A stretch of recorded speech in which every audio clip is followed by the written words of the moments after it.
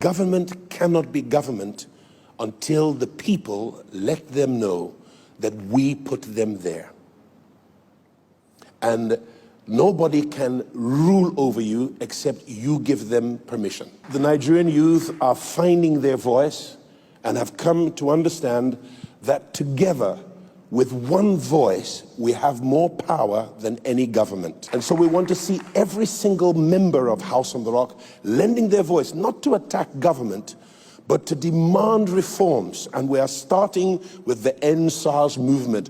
We're going to make many more demands in all the irregularities and anomalies in public and civil service. And we certainly intend to challenge everything that is wrong in our nation. You owe it to your children. You owe it to your grandchildren. You owe it to the potential of this country. Otherwise, your children will become refugees in lands that have less resources than Nigeria does. Nigeria ought to be the strongest nation in the whole wide world.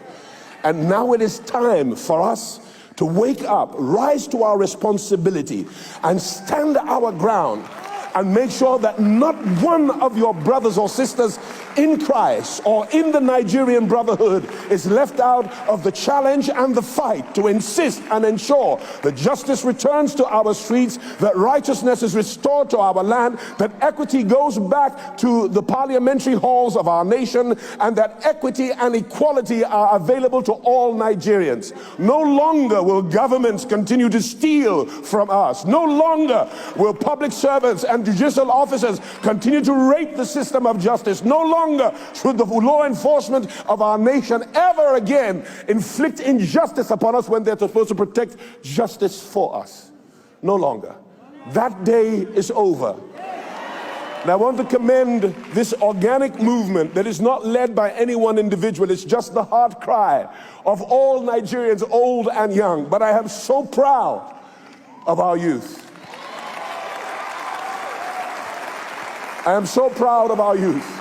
I believe that Martin Luther King is jumping in heaven, seeing Nigerians rise to their cause. I was elated when I saw my pastor, Bishop Jakes, another Nigerian, though of American birth, rise to add his voice to the anthem. Another friend, Tyler Perry, has added his voice. How will we allow citizens of another nation speak out for us?